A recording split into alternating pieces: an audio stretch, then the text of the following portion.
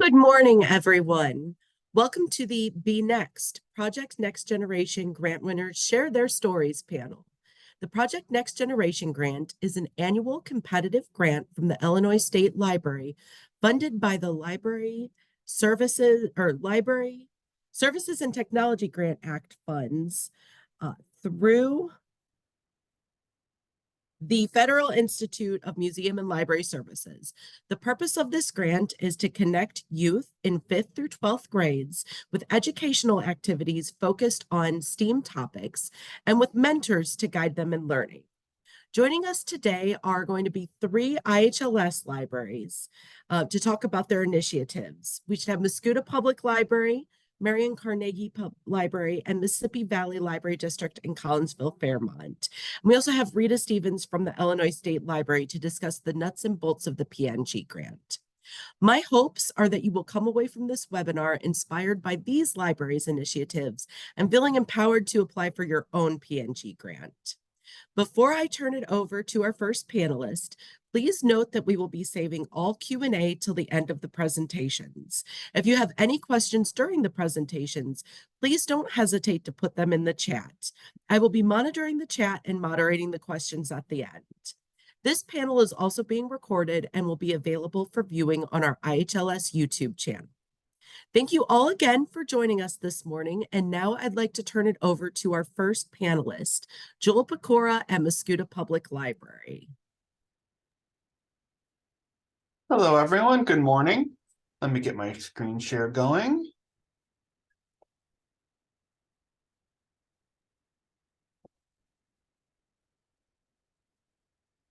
All right, so this is our first year applying for the PNG grant. Our project is titled the Design Lab. It's definitely not a makerspace because those went out of style, or so I was told. But it was centered around doing art education. So we really picked out the A in STEAM. It started based on a art show that we did for our community's youth last April. And as we were planning it over the spring and late winter, we realized there wasn't a lot in our area that gave students the opportunity to do art. Especially we have a large homeschool population out of Scott Air Force Base. And the few things that were available were only through like the high school. Glen Carbon, they do a art stream. So we asked what kind of equipment they use, and that's where that recommendation came from. And then we have an Epson EcoTank photo quality printer. It's a very high-end printer, but it produces really nice results and it can accommodate a lot of formats. So we've already used sublimation paper that we can then vinyl on or iron onto shirts and stuff with the heat press. And then the brain of the design lab is a computer that runs all the Cricut software, the printer software, and then also 3D modeling software. We use Blender. It's an open source, free to use program. And then we went with a MakerBot printer. It was a little bit more expensive than a hobby level 3D printer because it's a classroom model, but it's really nice, kind of all-inclusive. We can set it and just let it run. And MakerBot has a little bit more robust support and warranty than a standard hobby level printer. Then we have our workshops. We've been doing 1 3-week workshop a month. The first one focused on 3D modeling using the Blender software, teaching kids how to make their own 3D models. Next, we did 3D printing with the idea that, okay, they learned how to make a 3D model, then we can teach them how to print it using the printer. I covered a lot of basic care and operation of the printer, how to optimize your prints and make sure they come out successfully. Next was digital art. We used the iPad and Procreate drawing software by Apple to let the students be able to learn to use the tools to make and design their own digital art. And then the one that we're actually running this month is printing and production. So it teaches them how to use the photo printer, optimize settings to get the best quality image, and then the Cricut to turn things if they wanted to print out their art on photo paper or sublimation paper that can then be ironed onto a shirt, or even just create unique designs in the Cricut software to then be cut onto vinyl or paper or whatever they so wish. Some additional projects that we did with the grant, we had to make policies to govern the design lab use both within the context of the workshop, and then once the grant project is ended, how are patrons able to reserve the lab, who's allowed to use it, what are the costs available.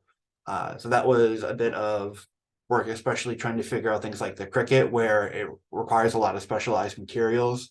So what we landed on is a 10-cent per gram use for the 3D printer. So it only pays for the material that they use. And then it's actually free to use the Cricut and the photo printer.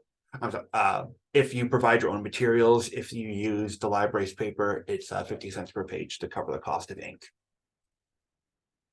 Then we also had to do staff training. I'll talk a little bit about that in our timeline, my timeline section. That ended up being a bigger ask than we realized, just because there's such a variety of new technology being added. It made for some logistical difficulties in training. Then we marketed the design lab and the new services, and we actually had a really good success with that. Our state representative, Kevin Schmidt, came for a photo op to promote it when we launched it in September. Oh, I have already covered staff training. Look at that. Head of the game. Okay, so what went well and what went poorly? The biggest success we've had so far is just the expanded services. We've had a lot of interest in the 3D printer, especially. They're still not super common in our area. So people love just looking at it and are very happy that it's been added to our repertoire. Lots of positive feedback, and the evaluations that we've had, our programs have been really well received. We've been excited about that.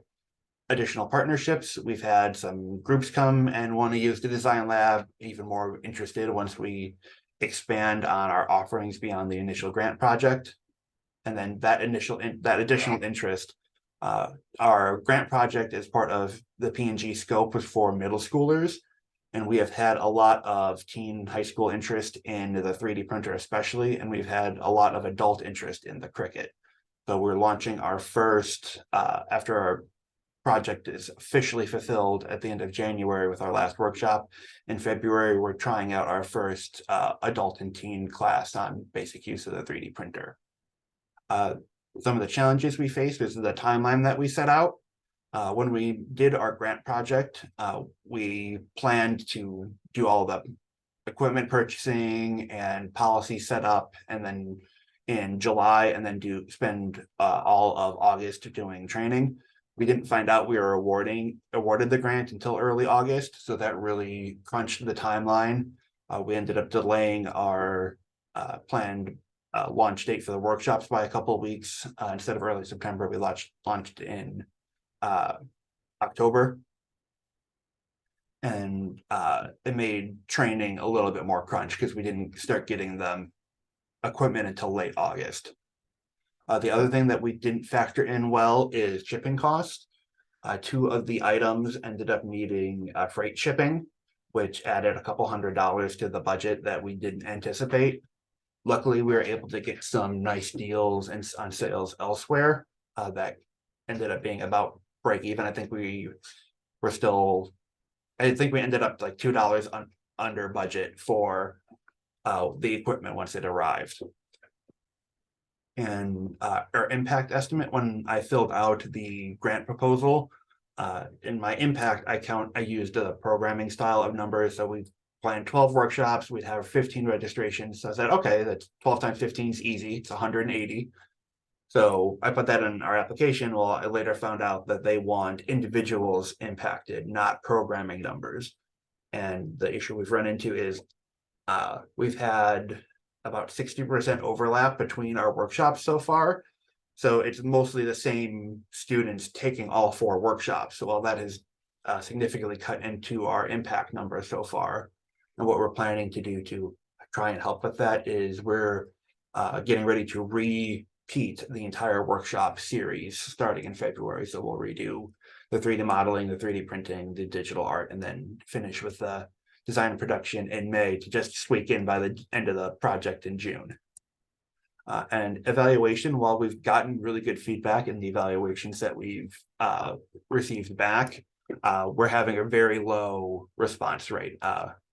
So for the 3 workshops so far, we've only gotten 5 responses between the 3, which is pretty disheartening. But survey fatigue has been real, and we're also in the middle of a long-range planning process where we've been doing surveying of the community. So I think we've just kind of burnt our community out on surveys for the time being. All right, and that is the end of my initial blitz through of the project. I'm more than happy to share any of the resources that I used, any of my reports or applications, or just advice if anyone wants to reach out to me. There is my contact information. So thank you all very much, and I'll turn it back over to Kate. Thank you so much, Joel. Thank you for sharing about your project. And again, if anybody has any questions, feel free to put them in the chat. If they're directed to Joel, you can, put that you have a question for Joel, and we will have all questions at the end. Next, I'm going to turn it over to Keith Robinson, who is the coordinator of library services with Marion Carnegie Library in Marion, Illinois. So Keith, you can go ahead and unmute and share your screen. Hello. Everybody hear me okay? Yes. Okay, great. Very good. Well, thank you, Kate, for inviting us to present. And we're excited to kind of share with everybody who is looking at applying for this grant, kind of how Marion Carnegie Library has run its program. This will be we're currently in our 5th year, possibly more, of participating in the Project Next Generation grant project, and we love it. It's a huge part of our programming calendar here at the library. It brings in a lot of interest from people who aren't necessarily readers, so it's sort of a different audience than we might see in the library just traditionally, and it allows us to provide some cool structured things for those folks to do. So I'm excited to get into that today. I'm going to go through a couple of things here. This is just sort of I'm going to say quick overview of kind of what our program looks like, and just some different ways that we plan out for upcoming grant applications. Joel did an awesome job. It was cool to see, because a lot of their programming and assets and resources that they have at Mascoutah Public Library, we have a version of that here as well. So it's cool to see kind of that we're on the right track anyway. So we'll go through this, and then I want to kind of go through with a little bit of detail some of the documentation that we use for keeping track of events as they happen throughout the grant year, because I think that's important. That's one thing that I've learned in heading up this program over the last several years, is that keeping proper statistics and keeping track of things is helpful for the programs, and also extremely helpful for the grant project itself, for the reporting requirements, and then for planning for the next year's sort of grant cycle as well. So we'll talk about that. Let me make this full screen here. So the first thing I want to touch on, Joel is the director at Mascoutah, which is awesome. I am not the director of our library here. My title is coordinator of library services. So a lot of what I do involves marketing, community outreach, and the P&G program. Our P&G program here probably takes up a third of my time, maybe closer to half. It's a bit, like I said, it's a big piece of our programming calendar. But that being said, our director has a tremendous role in planning and kind of overseeing those individual events. And of course, because they kind of know what's happening elsewhere. But one of the things I always try and do with our P&G programming is not to step on other departments and other programs. And the director has a huge role in that, and just kind of helping to corral a lot of the budgetary restraints, and working with other organizations, which we'll talk about just in a moment. But the reason I put that in there is because if you're considering applying to this grant and you're not the director, and you're like, oh, well, I don't know if I can pull this off, I'm not the director, and we do a lot with it, with the director's help, but it definitely is an approachable thing, just from library staff. And this isn't on my slide, but Joel brought up the idea of staff training and how that's a big piece of it. That's definitely true. Because as you plot out these programs and get the new equipment, a lot of this stuff, the idea behind the grant is to provide access to technology that's not readily available. So a lot of the stuff, including 3D printers and including Cricut and heat presses and so on and so forth, most of the staff in your library likely will not be, for sure, not expert in it. And many people, at least on our staff, aren't familiar with those things at all. So that is a big thing to consider when plotting out projects. So let's do a quick look. One of the pieces of the grant, right at the very beginning of the application, or the second or third page, asks for an abstract. So I'm going to read through this very quickly. I will make this available if anybody would like a copy of these slides, just to sort of go through what we've got. You're more than welcome. Feel free to reach out. My contact info will show at the end here, or just shoot me a message in the chat or an email, and we'll make it happen. So the project abstract in the grant is kind of just a shortened summary of what your project will be, what sort of things it will offer, and how you will offer those things. So ours says PNG at MCL, that's the name of our project, will offer a safe and inviting environment at Marion Carnegie Library during afternoons and Saturdays, where students aged 10 to 18 can access technology-centric programming. So that's sort of just the overall mission statement that covers where this will happen, when it will happen, who it will be available to, and what kind of things it will be. So that's helpful for the grant. It's also helpful for you as you plot out your project to know, like if you put that sentence out and then you start to say, okay, we want to do something with scissors and construction paper. Well, you can immediately rule that out, right? That's not a program that would fit into this because it's not technology centric. By the same token, if you said we want to start a 3D printing club for senior citizens, well, okay, well, that's supposed to be for ages 10 to 18. So we're not going to do that either. Now, that could very well still be a possibility for your library, just not as part of this grant. Students will participate in open lab hours, Saturday sessions, and STEAM Club, which will be focused on STEAM concepts and STEAM careers. A lot of our project is aimed at career-oriented topics. So we always, whatever program we're offering, we always try and wrap that back around to like, what is a career that this connects to that's available locally in our area? We're in a fairly rural section of the state. So a lot of times when people think about technology careers, they think we'll have to go into Chicago or St. Louis or Indianapolis. So a lot of the things that we do, not a lot of, all of the things that we do need to wrap back around and talk about, here's a locally owned business or a locally run organization that uses these concepts. In this fiscal year, PNG at MCL will partner with the Wadadusa organization. I'll talk more about that in a second. To pilot a student-led and organized news bureau focused on technology-based information gathering and disbursement. And MCL's technology lab will be the home base of all this programming. That's the newest piece of our program. We haven't done that in years past, but we have this year, and it's been met with a not great response, but we're still working on it. It's brand new. Again, we're in a rural part of the state, so a lot of our media has kind of gone away. We have one weekly newspaper. We have one regional newspaper that prints every 3 days. We have very little terrestrial radio. Like there's just not a lot of media that still exists. And what does exist is aimed more toward grownups and senior citizens. So what we're trying to do is put together a news bureau for ages 10 to 18 that's more oriented toward new media, TikTok, Instagram Reels, so on and so forth. And we're working with our local university, Southern Illinois University in Carbondale, and their NPR and PBS affiliates to make that happen. So it's a cool program, and we're excited for that. So that's my commercial for for what we're doing. Otherwise, I'm not going to read through that whole slide, but again, I can share that with you if you would like to see that. One of the things I want to talk about is how much the grant we were awarded was for, and this is the last 3 years. This year we were awarded just over 30,000. Last year was 32, almost 33. The year before it was just over 33. Those amounts fluctuate. A lot of that goes toward, we do hire a part-time tech lab mentor who covers those open lab sessions, which are every day after school. And he's actually a student at SIU, and he comes in and works 24 hours a week generally to cover those after school things, and he handles all of the Saturday programs as well.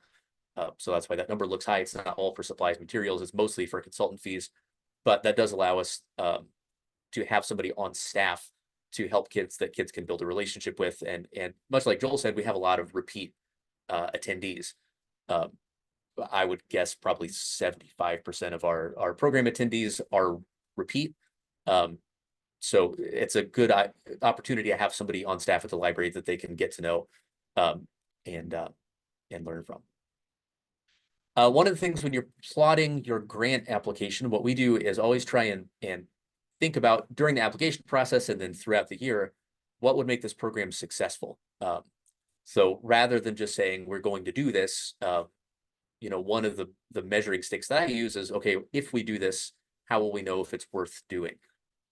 SMART goals, I didn't make that up. That's a well-known thing, but that's a really useful way for each program, especially if multiple people are handling the program. What we always do is try and figure out, like, all right, how do we know if this is worth the time, the resources, the space in the building, and the grant funding to do? So that's just a way that we do that.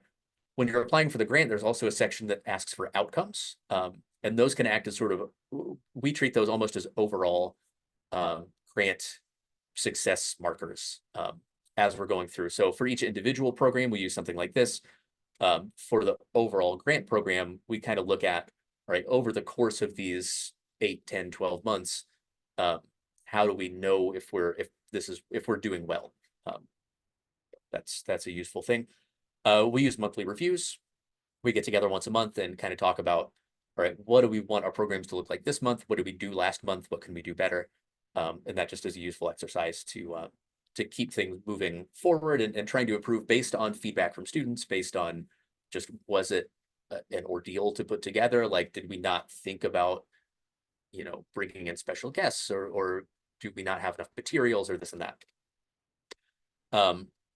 As I mentioned, we hired a mentor to come in and cover those open lab hours and Saturday sessions. So they run a lot of our programming on the day of, right? So if we're doing a program about 3D printing, they will kind of teach, how does the 3D printer work? How do you do the design?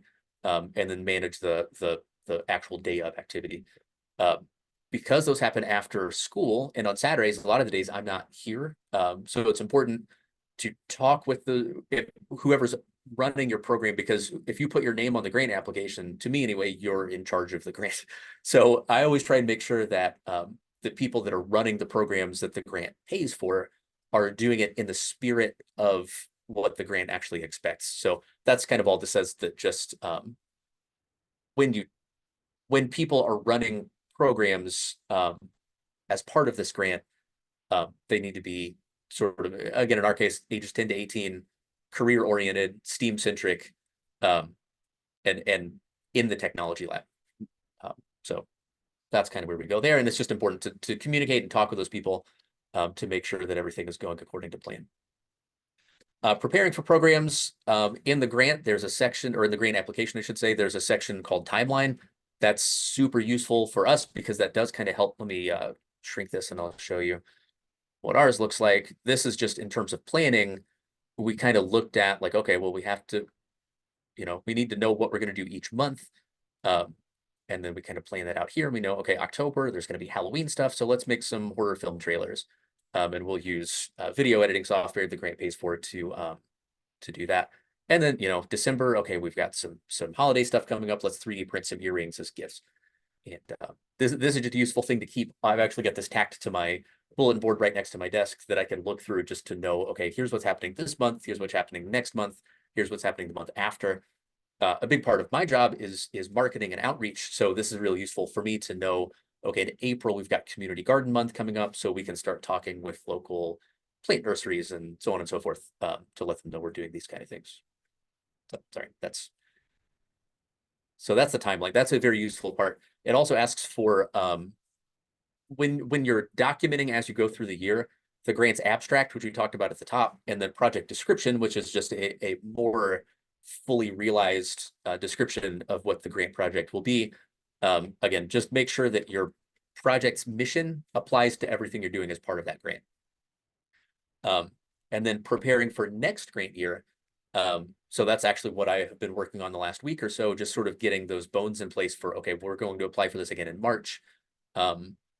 What have kids, one of the things I always look for is, what have kids asked for during this grant year that we weren't able to provide? And then can we work that in and make some worthwhile programming for next grant year that could be part of this? So I would just keep a document going of, like, here's some program ideas, and 90% of it gets deleted before, like, it doesn't really end up as being anything, but some of it is extremely useful because kids know what they want to do, and it's always changing. Because this is so technology centric, it's very quickly obsoleted, not obsoleted, but it's just not cutting edge anymore. So we always try and keep up with like what's the next thing that kids are going to be interested in, and that's a good way to do that. Just keep it running. I just use a Google Doc and just type out, you know, every couple days I'll have some idea for, oh, we need to do something with you know, robotics or whatever, and then it'll kind of just make a little blurb about what that might be. One of the challenges that we've run into, so Joel's rundown was awesome because I agree, Joel, we had the shipping thing is something that it's hard to know until you place an order what your shipping is going to be. So we always kind of struggle with if something has to come on a truck and then, oh, well, okay, you guys don't have a loading dock, so there's an extra $50 fee, or that's happened a few times, and that's very frustrating. So that is something to keep in mind. That was a really good point I didn't think about putting on here. A couple of the challenges that I don't think Joel mentioned, and if you did, I apologize. We have run into tracking orders for one thing, right? So part of the grant application would be submitting the budget. We're going to buy X number of t-shirts for this t-shirt making program, and we're going to buy Cricut for cutting vinyl, and so on and so forth. You're probably not going to order all of that day one as soon as the grant is applied. At least we don't. So one of the things we have to keep track of is which orders have been placed, or what items have been ordered, I guess I should say. Have those items arrived, and are they put into our inventory? We just keep an inventory document to keep track of all of our assets just in a spreadsheet. So I keep just a document running with order numbers. Most places, when you place an order, you'll get an invoice number and order number. I just keep that, all of the items on our budget, on a spreadsheet, and a column that says order number, and then a column with a checkbox, which you can add pretty easily in Google Sheets, that just says received. And then I just kind of keep that on a daily basis updated as not on a daily basis, we're ordering every day, but just as orders are pending, we'll add that in, and then we'll know what's been ordered, what we've received. And then it's just good to keep track throughout the year. And then as Q4, which starts in March, April comes up, you'll have a list of kind of okay, I need to get this ordered, and working alongside that timeline list, you can know like, all right, well, in 2 months I need to order, or I need to have these shirts, so I need to get those ordered now. That just kind of helps keep track of things. The other part is the working budget, which is just the like that would just be as you're planning your grant. What I do is keep a sheet of like, what are the items we'll need to do these programs, and then keep that. And I keep that open through the year as well to know, you know, that's what was on the grant application, and it's just sort of a check and balance against the running order list thing. We also keep an inventory, as I mentioned. That's useful just to, as you're planning programs, especially for the next grant year, to know like, oh, okay, well, we have, you know, whatever, 30 yards of heat press vinyl. We don't need to order any more of that. And that we keep that pretty meticulous, so we'll know we keep all of our things in locked cabinets. So rather than having to go through and dig, we'll know like where things are stored and what we have available. Statistics are a big part. That's another challenge we've run into with the grant. It's an overcomable challenge though, pretty easily. We keep an attendance tracker, which I'd like to show you here really quick. That's pretty complicated because it has to be. So the way that we've chosen to do this is we keep a row for each person who has attended any session. So open labs would be every day after school. Saturday sessions would be what we do on Saturdays. And then the News Bureau thing would be what we talked about with the PBS and NPR stations. So when somebody comes, we put their name here. We put what event they attended here. And then I have 4 columns. And then if it's open lab, we just put the date. If it's Saturday sessions, we put the title, so on and so forth. And then we use those to total up how many attendees were at each program, which, like Joel said, is less important than, I think in the grant reporting, it's called unique participants. So this tells us like over here, you know, we have 260 total attendees over this quarter. 29 of them are individual people who haven't been to things before. That's the important part that they want to know a lot is, so like, you know, Tommy is our first name here. In Q2, you wouldn't report him as a unique attendee if he had been to anything in Q1. So as we go through our tabs here, that number reduces. And this, of course, just started 2 days ago. So those are lower numbers, but that's one thing that can be fairly complicated, is just dealing with all the statistics. But once you have a system in place, it's doable. It's just something to keep up with all the time. Tracking is useful for those outcomes. And then in Google Sheets, there's the reason I put this on is there are ways, and that's how a lot of this is tracked, right? So unique participants, you can see there's a little formula I put together here to count unique names that don't include unique names on quarter 1, so there's different ways to do it. This is just how we came up with to make that work, but it works pretty well for us. And then when it's quarterly reporting time, you just kind of got all of your numbers in one spot that you don't have to dig quite so deep. You still have to do some reporting. Obviously you can't just copy and paste, but all the useful stats are there.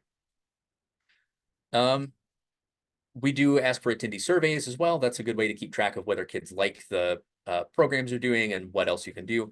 We also do mentor surveys for each program, like from the mentor side, did this work the way you wanted it to? Did it match our mission statement? What feedback did you get? Was it hard to put together? Was it easy to clean up? So on and so forth. So again, just to help kind of plan out for the next time we do a program like that, how can we improve? And then marketing, I want to touch on really quick, and then I want to hand it back over. In terms of this, so Joel, we have the exact same situation. Most of, like I said, probably 75% of our attendees have been to something before in this realm. So we're always trying to think of new ways to approach new audiences, to work with new groups of people. We know who we're appealing to broadly by age and by location generally, right? I mean, people aren't going to drive 2 hours to come to our events. We know that. But so we need to figure out where can we talk to people where it would be effective, to tell them, A, these are events that we think you would enjoy, B, they're close enough for you to come to, and C, to just get them to tell their parents. That's one thing, when you market these events, you're talking to people in that age range, but really what you're talking to is the people who can drive them to your place.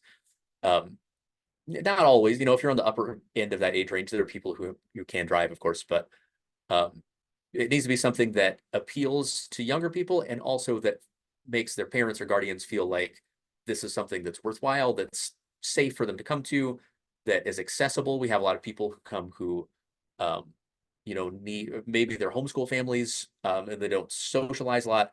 They don't have a lot of friends outside of, their core group, something where people aren't going to feel ostracized and put aside. So we always try and make sure whatever we do, and again, having the mentor is a useful thing to build those relationships. So we always try and figure out, like, all right, who is our audience and where can we reach them? The target audience in need, there's a section in the grant application that kind of makes you think about that, right? Who are you talking to?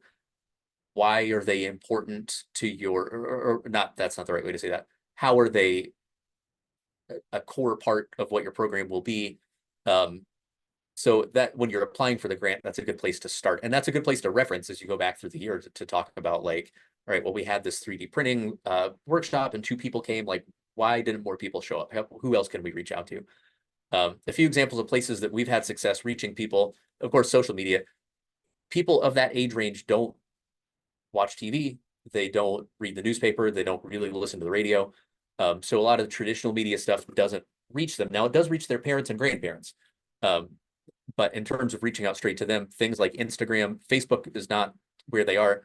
Instagram and Snapchat are the 2 places we've had the most help. Snapchat is kind of tricky because people have to follow you on Snapchat to see your stuff at all.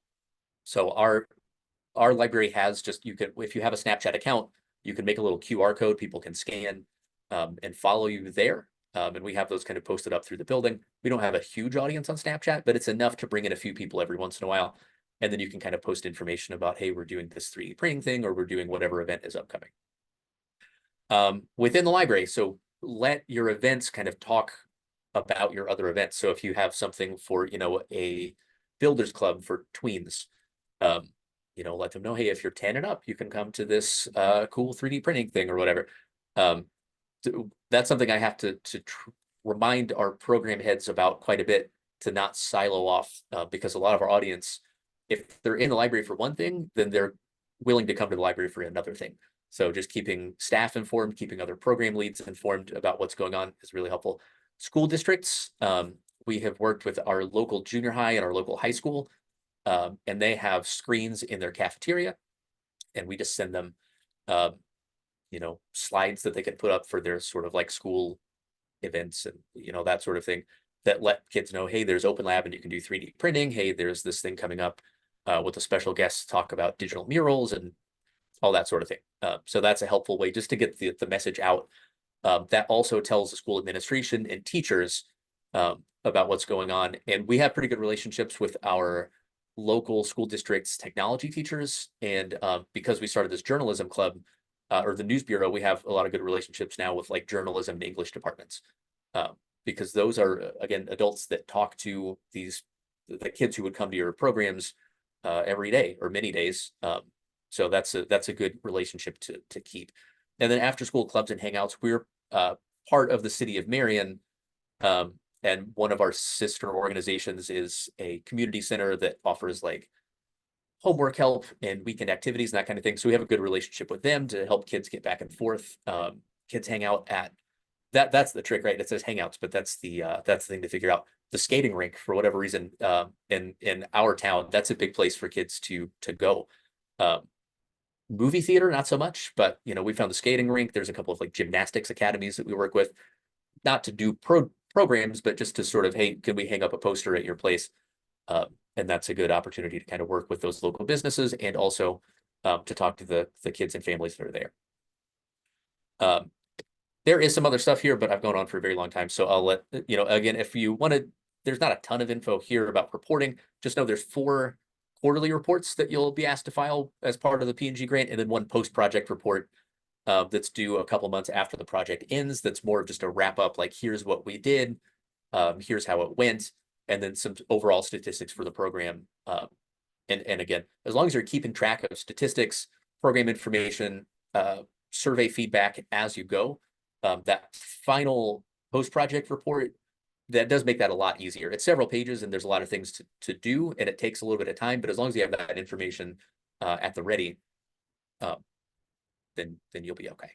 And then my contact information is here at the end. So I'll leave that up just for a second if anybody wants to grab that. Again, if you'd like me to share these slides, if you want to share examples of our Google Sheets or our planning documents or whatever, I'm happy to do that. Just give me a shout anytime and I'm happy to make those available. So there's that. Let me show really quickly. This is a way, just in marketing terms, that we talk to the grown-ups. Kids don't care about our website all that much, but this is a good way if you're trying to reach out to school districts, to leaders of after-school help programs, that like the grown-up population. If you can send them a link on your website, or honestly, if it's just a Facebook page you make for your STEAM club or whatever, that kind of shows a little bit more intent and thought has been put into it. And it's not just, hey, we're doing this thing, it might be cool if you come. And because the P&G program is so generous, we're able to put some resources behind things like this that we can't really a lot of times for story hours and Lego clubs and that kind of stuff. So this is, just a kind of write-up of where the program started, what it means. Again, just purely information for adults who want to make sure that it's legit.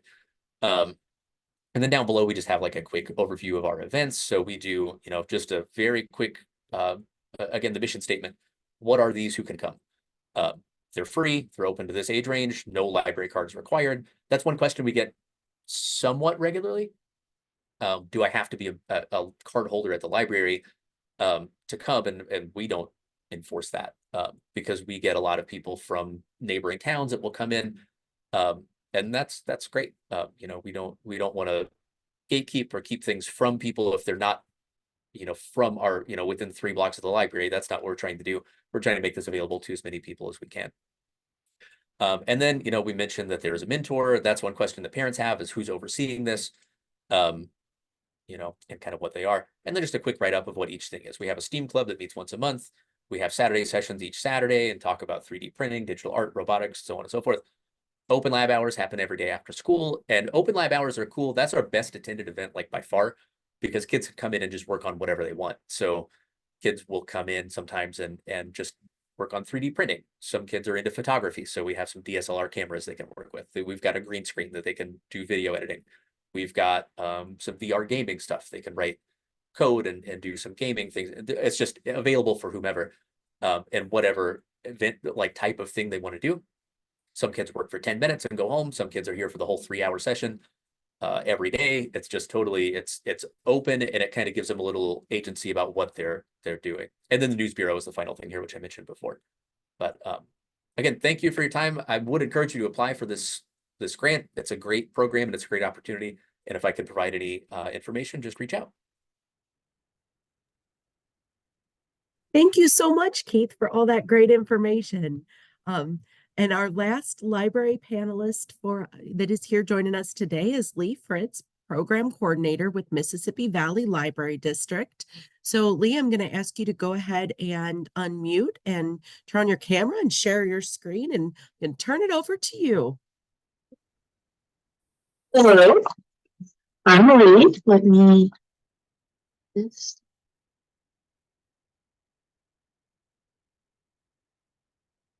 Here we go. And everyone, yeah. Everyone see and hear me well? Yes. Okay. So I'm Lee. I'm with Mississippi Valley Library District. This year our P&G program is Wild Blue Yonder and Beyond. It's space and aeronautics themed.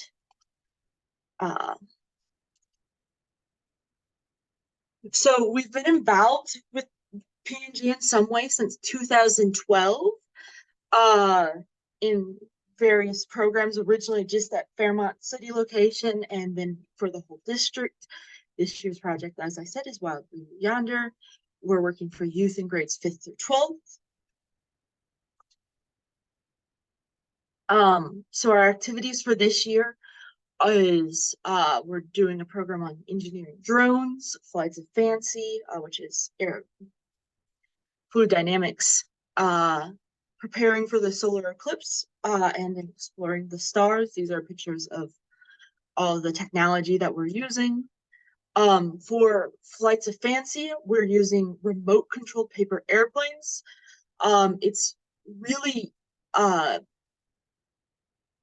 It's a really great way because most teens know how to build a paper airplane, but with this, it's remote controlled, so there's a little motor that helps it fly, but then you get immediate feedback on your flight through the app on like how long it flew, so you can like test and retest different designs and see how that affects the physics and fluid dynamics of the flights. Engineering drones is going to be one of our programs. It's using the circuit scribe drones. They get to draw the circuits. The little silver lines you see are it's silver ink, so that conducts electricity. They get to learn about how drones fly and actually test it out with a drone. They get to assemble themselves. Exploring the stars, we're going to use a telescope, and that has an app that uses GPS and then your phone's camera to help you spot things. So you can line your telescope up, and then when you're aligned with an item, it will actually give you information about that thing. So you can be looking at a star, and then your phone will give you information about that star, how far away it is, etc. It's a really cool way to mix the education with the hands-on. And our city is doing a big eclipse party in April. And so we're doing some things in March to prepare for the eclipse.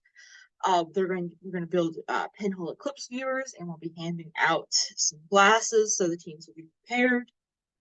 And that's one way that we're tying P&G programs into other programs. For funding, we got $6,474. About $975 is going to go to wages for staffing it.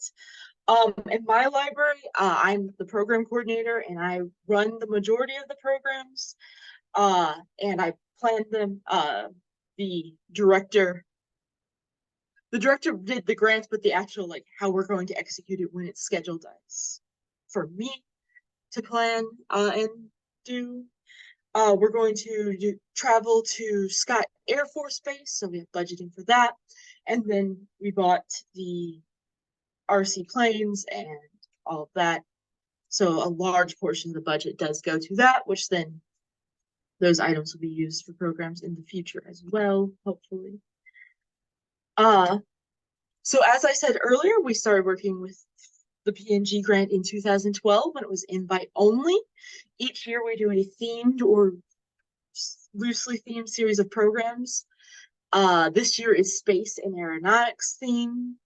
I've seen some years in the past were like 3D printing themed, and we had 3D printer and 3D pins. We did programs on fashion in the past, crickets. So some successes and challenges. PNG activities are some of our most popular youth programs. They really help us to bridge the digital divide. Fairmont City in particular has a lot of kids growing up below the poverty line. Council has some as well. After the activities are done, the materials from the activities we use for other teen programs. Most of our teen programs, like we have in the past it was Teen Tech Night, now it's Teen STEAM Night, where we often utilize materials from previous PNG grants. Some of the challenges is scheduling activities that require good weather or darkness can be difficult and hard to predict. We have telescopes, and when it's darkest is winter and no one wants to stand outside in the cold in winter. So like for Fairmont City, which closes earlier, we're actually having to do an after hours program. Another challenge has been that sometimes staff changes between different stages. So when we applied for the grant, I was not program coordinator. So this has been something I've been stepping into and, just had to go into it, learn as I go. It's been fun. I'm getting it, but, that's been a little bit of a challenge. Yeah, and this is my email if you need to contact me. Thank you.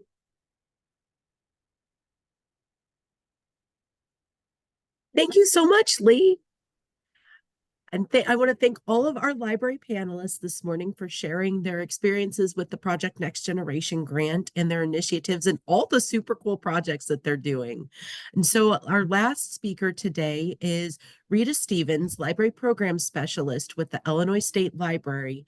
And Rita is going to go over the nuts and bolts from the state library level of the PNG and its requirements and parts. So I'm going to turn it over to Rita.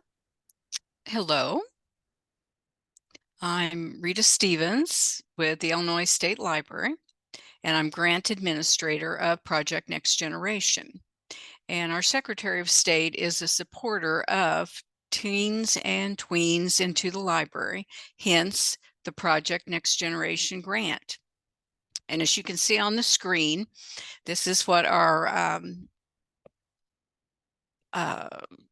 website is looking like, and it's not updated at this time, but will shortly be updated. We'll do updates to the website, but they have to be approved, so it will be a bit, but you can still come to this site and look it over. And I'd like to highlight the three main components of Project Next Generation, which are students, the mentors, and technology. Project Next Generation targets 5th through 12th graders, at-risk students. These students could be like latchkey kids, children, from broken homes, students performing below expectations at school. And to recruit, you would tap into the local school district would be a good source. Mentors is defined as a positive role model that offers a safe and friendly environment and encourage the discovery of learning. Mentors involved in PNG foster learning and life skills development through library-based projects as students gain the knowledge and skills in personal and educational and future successes. Mentors may be your library staff, or you may hire them. And technology is our third component. These are activities engage the participants in active learning through virtual or hands-on experiences. And some examples would be robotics to photography. Programming may increase the knowledge or foster the interest in science, technology, engineering, art, or mathematics, the STEAM concepts there. Programming must be justified by your target audience needs. And some highlights from projects in the past. I'm going to speak about robotics. Brimfield has done this, Katie there, and she began her statement as students are going to work with mentors and peers to complete the STEM projects inspired in the real world. And they'll develop technology, communication, and critical thinking skills that will need to succeed in academics and personal and professional goals. And the students, some are homeschooled, will have additional opportunities to develop or enhance their science, technology, and engineering, math skills, and mentor-led after school at Brimfield Public Library. And she began her sessions. You don't want to begin right in July, but she began in September because you need to order and train your staff, of course, before you begin. And she began hers in September, and she did ages 10 to 13 or 14 to 18-year-olds. And ours, of course, cover 5th grade through 12th graders. And during these workshops, students were going to learn design and 3D printing, and create virtual reality experiences and photography, and even do some local history research. And she brought in some experts to do this. And then I'd like to talk about Cardboard Carnival at Evanston. And this is with Alicia. And she puts up who can participate. She opens it to her students, 5th through 8th grade. Registration here is required before she begins the session. And these are just activities with cardboard. She's doing several activities, and they learn math skills, measurements, proportions, scale, angles, and all this learning bringing in the aspects of science.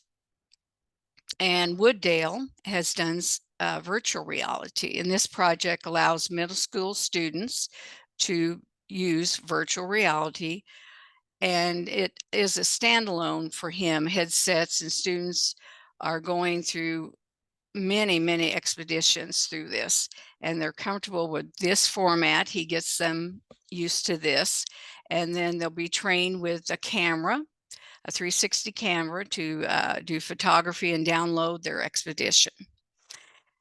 And Kate, could you bring up the website for IHLS that gives some abstracts? Here in that first search field, just type in Project Next Generation Illinois, and then choose the year that you'd like to look over. And then choose the state, of course, would be Illinois, and it will bring you up various projects that have been entered that we have done through the years. And this is a good example of abstracts and just good information that you give you an overview of what Project Next Generation has offered in the past.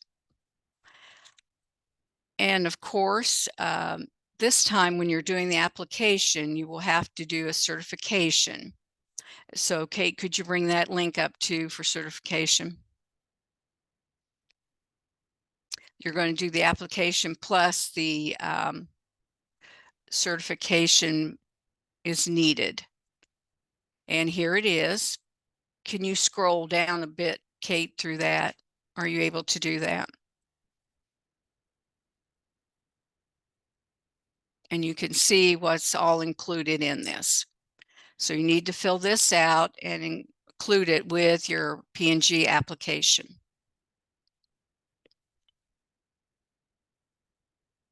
All right, and as you submit to the state library, make sure you're including the 3 components: students, mentors, and technology. And this year, it's usually due on March 30th, but that is a Saturday. So this year it's going to be due April 1. And P&G has always as a positive impact on the lives of students who are developing their technology skills with learning life lessons from the skilled lessons that are presented. And of course, if you need any help, please call 217-782-5506 here at the State Library. And if you have any questions, that completes my. Rita, before I have one question, and I was going to Mhm. put the phone number in the chat. Will you please repeat that phone number? Sure, I will. 217-782-5506. Thank you. Mhm.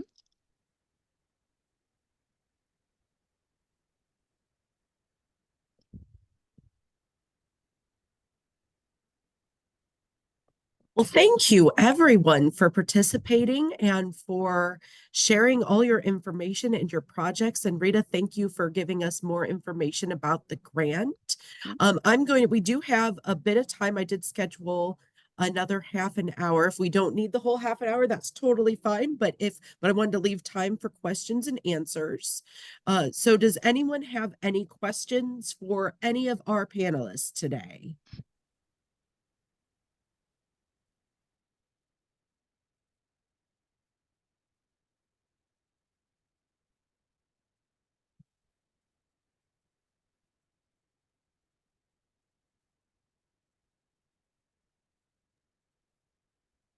Could I ask a quick question?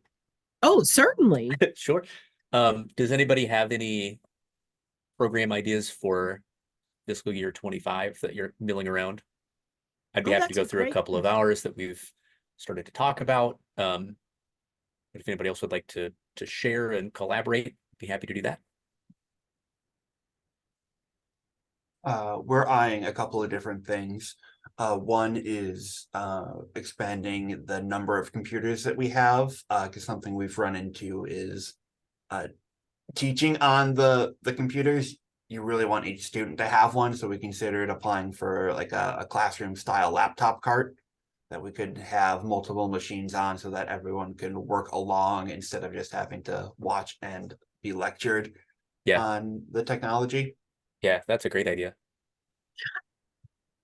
I actually have a question that I was just thinking of. If you're a smaller library, because I know, if you're a smaller library, what is your experience getting mentors or getting people, volunteers, or even people that you pay through the grant to help with these projects? Because I know that all of our libraries have mentioned that staff training is a real big time commitment. And as a former PNG recipient myself, I know that it does take a lot of staff time. So if you don't have the staff to devote to that, have you had success getting people from outside the library to help you implement the grant? So we're oh, go ahead. Oh no, I was just gonna say we do have on staff a his position is tech lab mentor. But his name is Mike. He's been with us this is his second grant year. The biggest issue that we ran into when trying to find what we want is somebody who is consistent, because again, I talked about in my presentation, but just kind of making those relationships with the students, that a lot of them do come back over and over. So we want somebody who's going to be there that they can count on. So we want to make sure it's somebody who's going to be available for the whole time. The other issue is, like Joel had mentioned, the timeline of the grant application sometimes it's not a continuous 12 months. So this has worked out well for us because we're only 20 miles or so from Southern Illinois University, and Mike is a student there. So he's from the Chicago area. So in the summer, when there's not grant funding for part of it, he just goes back home and then comes back when SIU semester starts again in mid-August, and then we're able to start back with him once that's closer to the timeline of when the actual grant funds are committed and available. So that's worked out pretty well for us. I actually started at our library as that tech lab mentor a few years ago, and it worked out well for me at the time. But it definitely, the way that our program schedule is set up is it's evenings and weekends. So I'm not a college student currently, but it worked well for us because we were able to work with college students, and it's part-time, and he can come in sort of after a class and on Saturdays, and it's not super long hours. So it's worked out pretty well. And he's super sharp. He's in the automotive program, so he knows a lot about STEAM, engineering and technology already. And he's great at learning some of the other equipment. Like we bought sewing machines last year with some grant funds, and he had no idea how to do that, but he's since become a pro, and just a lot. He gets an opportunity to do a lot of hands-on training, and kind of learning as kids ask for things to happen. So in terms of training him, that's been a lot easier than trying to pull off like desk staff and other coordinators that are trying to run payroll and whatever, for the library, to tell them, hey, come, let me show you how to work the Cricut, because they don't always have time to do that. So it has been very helpful to have somebody on staff who specializes in that in terms of training and staff time. And again, we've been fortunate because we're so close to the university that that's been a pretty good place for us to find that someone with that schedule that lends itself to doing that. Excellent. Yeah, Joel, did you have something to add? So for us, most of our mentors are on staff. My partner did do the digital art mentoring for us. She has a studio art degree from Southern Illinois University at Edwardsville, and is familiar with digital art. So that was a nice resource to be able to access. We did have another community member from one of our partner organizations lined up to do mentoring, but as Keith pointed out, we planned it in March of the previous year to try and get it to get the grant application in, and then by October, when the projects were actually starting, their schedule unfortunately got changed, and they weren't able to be the mentoring role, so we had to have our staff member step in to take over that. But we're probably going to have to, if the design lab continues in the positive direction that it's going, we might have to go with Keith's route and find someone from the local community college to kind of fill that gap for us. Yeah, and Karen Egan put in the chat that the local community college is a wonderful resource to find mentors, especially if they have a teaching or library certification program. One thing also too that I love about the Project Next Generation grant is the range of projects and funding that it covers.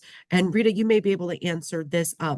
Can you reiterate or what the top level or how much funding, and then were there any examples of like smaller funded projects that you can think of? Like, what is kind of the smallest project that you have funded? Because it really works at all levels. We've had a very small beginning more in northern Illinois, and it was so small, like 1,300, and wondered why. And we decided that that's what they were, just putting their little foot in, their little toe in the water to see how this would go. And they were, they've applied it this year too, and went up maybe to 3,000. So it doesn't matter, the amount that you do. We can go all the way up to 40,000, but you have to write a good description as to how are you going to use that money. You've got to have your steps in there, and like the sites have explained, that that takes a little bit of work. You're going to have to research your topic. You've got to decide on your topic, research that topic. What all will that take? The money, the mentors.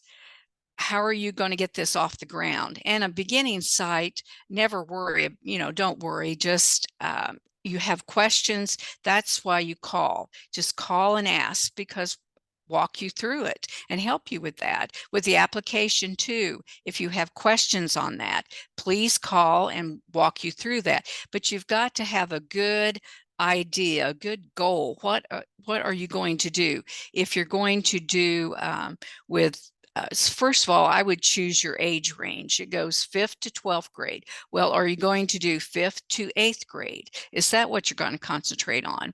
That's fine. And it's not about the numbers. You don't have to worry about your numbers. You may just see 5, 7, 10 kids during this whole time. That's fine.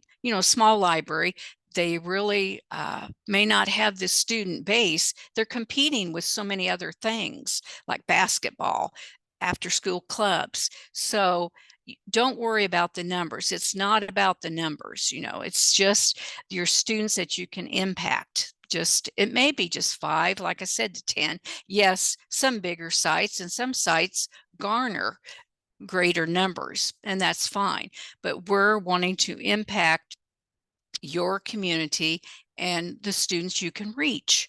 And as you write the application, though, do like a brainstorming session, I would suggest.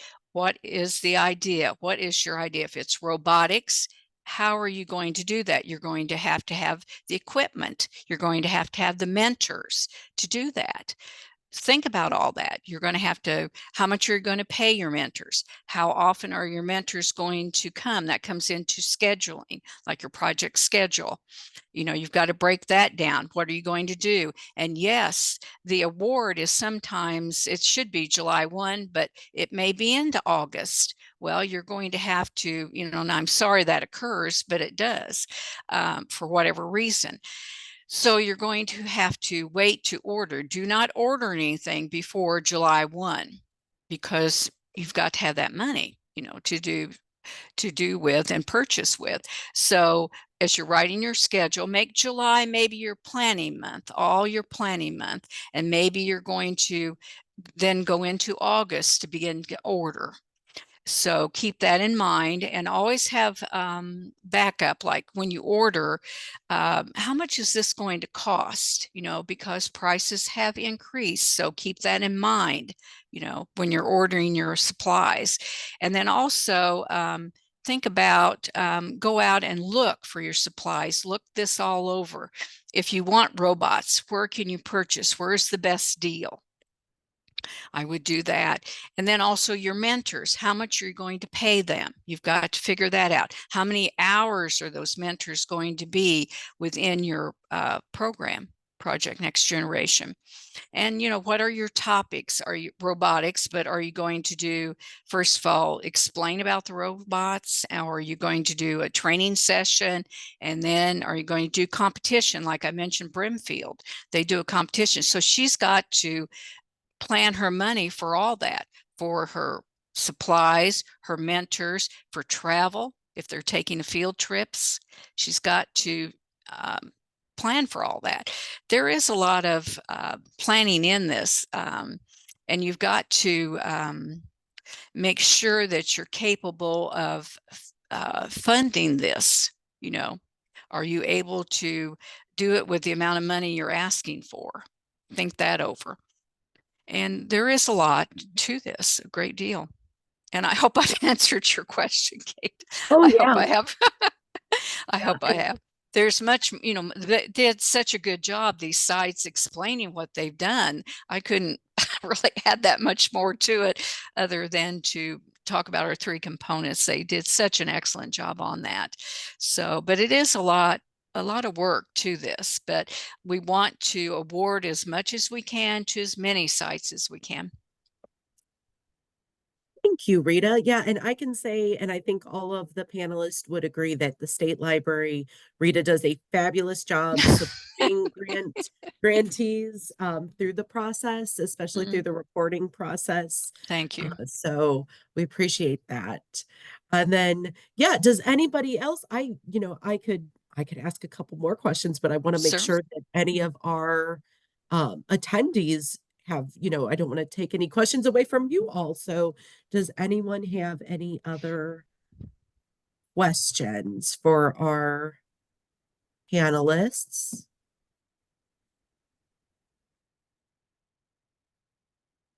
I do want to say, Keith, I really appreciated as a community that I know Marion is fairly good sized, but it's still considered like rural, correct? I love how you really focus on the technology that can be put into use in your community and keep those skills to develop local talent. Right. Yeah, that's exactly right. I mean, Marion is probably one of the biggest cities in the area, but it's still not big. I think our population's 15,000 maybe. I mean, it's not large by any means. We're a single branch library. So we do try and, but it is growing. There are plenty of opportunities for people locally to work with, in the STEAM areas, and we try and highlight that because I think a lot of kids, we work with a lot of disadvantaged kids, and honestly, a lot of the population nearby is below the poverty line. So I think it's good to sort of point out to people that, if you're into coding, there are ways that you can do that, like right here, and it doesn't have to feel out of reach, like, oh, I have to move to, into Chicago to work with Salesforce, like that sort of stuff. We want to, that is an option, but there are also options here where you could, create games, or, you could work remotely. And we try and introduce those things to a lot of the kids, because I think there's not a ton of opportunity for kids to hear about those things or to see them in action. So we try and make one of our, the foundational values of our program is to sort of point those things out and make it available. I can show you really quick, if you'd like, a couple of examples where we have done that just recently. If I can turn my screen share back on. Oh, certainly. Yeah. And while you're pulling that up, I do want to say that Karen Egan from the State Library put in the chat that linking technology to different careers is another idea that is eligible for grant funding, and that educational field trips could be allowable. I know Lee had mentioned they're going to Boeing and Scott Air Force Base for their project. Yeah, that's awesome. Okay. We haven't done any field trips from here, but that's something we've definitely talked about. This, if you can see on my screen here, this is a photo of a couple of the kids who came to our, we did a series a couple months ago about alternative energy. And we worked with our local Volkswagen dealership. This is an all-electric model called an ID4 that they brought to our library for the weekend for a kid. It wasn't drivable, but kids could kind of get in and physically see what an electric car looked like. And again, our mentor is part of the automotive sciences program at Southern Illinois University. So he's got a lot of background information, was able to point out some things that, again, a lot of these kids, I think, don't have electric cars, but, they may not have ever seen the inside of one. So we like to try and use some of the resources made available by this grant to make experiences like that available to kids who, again, otherwise may not have that opportunity. We've also done stuff. I don't know if I have any photos here. This is our upcoming Saturday series, or in the current month of January. It's all about the art of STEAM. So 1 week is dedicated to 3D print design. Next week, we're using laser engraving design. We're going to have, Marion has a really cool downtown mural district. And we're going to have a special guest who comes in and talks about designing a mural using technology, Procreate, actually, as Joel pointed out before. Just on iPads, and kids can use that. And then we have a vacuum molder that they'll be able to make like packaging design, and we'll talk about some of the engineering that goes in behind that. So that's kind of cool. And I guess I think I don't have very many. I said I could show a few examples. I just have the two, but yeah, that's a big part of what we sort of round up our programs around, is making some, and we try and aim with locally owned and operated places rather than, Walmart. Volkswagen was an exception to that because that's a global brand, but that was Volkswagen of Marion, so it's in the name. But we try and work with, local t-shirt shops and local photographers and so forth, just to show people that, hey, this is somebody who lives here, just a couple blocks away, and they own a business and use this technology on a regular basis. Thank you. Well, I haven't seen any questions come in on the chat. I know everyone shared their contact information. If you didn't catch it, you can certainly reach out to me and I can reach out to them, or you can look them up in L2 and reach out to them. So I want to thank everyone again for joining us. Thank you for our panelists. Thank you for sharing all of your good ideas and what you're doing at your library. Thank you, Rita, for sharing at the state level information about the Project Next Generation grant. And thank you to everyone who attended today. I really hope that I see your names on a grantee for in the coming years. So for funding for this grant. So thank you all again, and have a marvelous rest of your day.